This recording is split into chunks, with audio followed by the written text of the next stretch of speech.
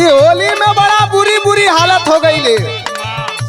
एक ठे भौजाई बड़ा गरम हो गल है। काहे बदे बताई? गईली लगावे खातिर लगली गरियावे हो।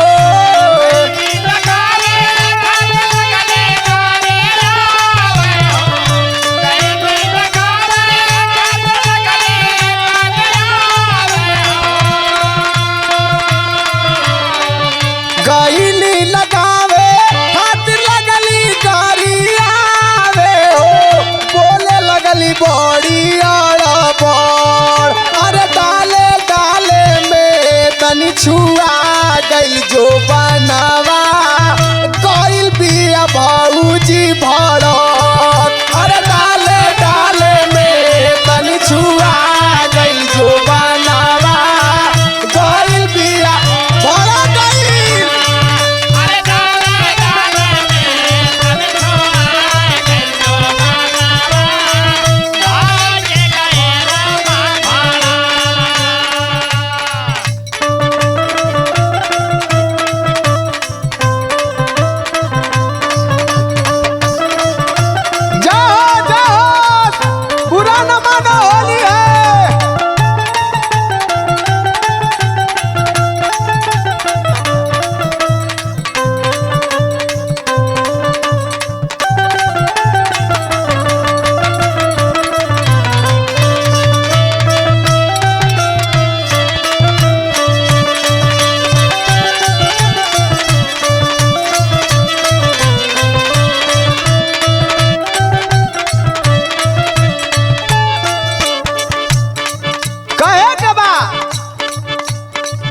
नया नया टोला के नई भौजाई रहे।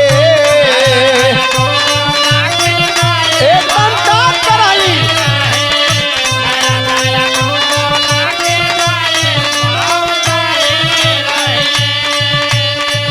पीछे ले डाले गईली ऊपरा से झाकत रहली।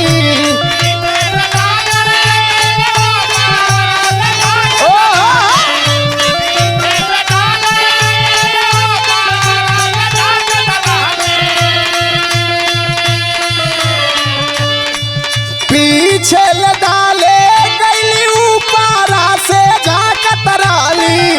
फेंके लगली गोबर भक भक, अरे डाले डाले में तनी छुआ गइल जो बनवा गइल बिया भौजी भड़क। अरे डाले डाले में तनी छुआ गइल जो बनवा गइल बिया भड़क गइल।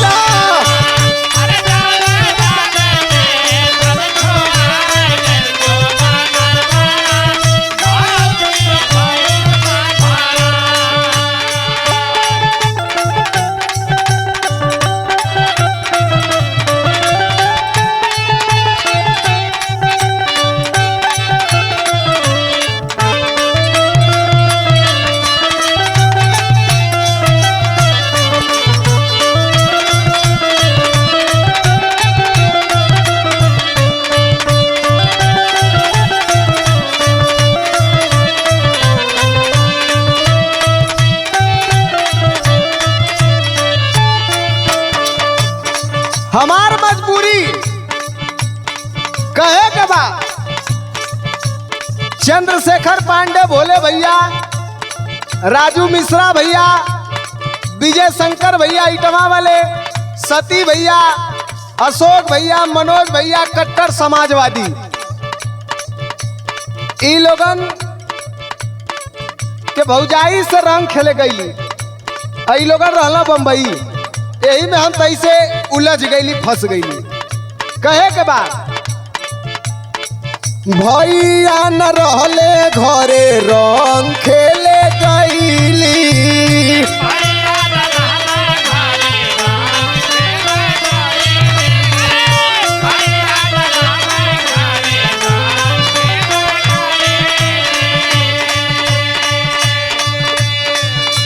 भैया लोगन घरे ना रहलन। अब भौजी लोगन पाए गेली हमके अकेल। हमार बड़ा बड़ा एकदम बुरी बुरी गति कर देले है ई होली में। जानत हुआ का कैलिन भैया न रहले घरे रंग खेले गईली माई बहिन तो हमके गरिया वाली बड़ी गाड़ी देले हैं।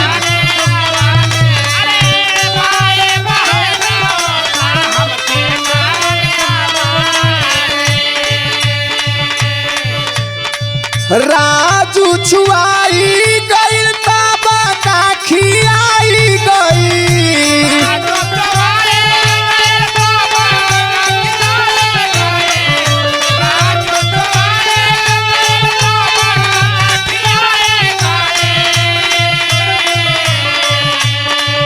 राजू छुआई गईल बाबा का खियाई गई गईल पर मोदावा छटक गईल पर मोदावा छटक अरे डाले डाले में तनी छुओ गई जो बनावा गईल पिया भाऊजी भड़क अरे डाले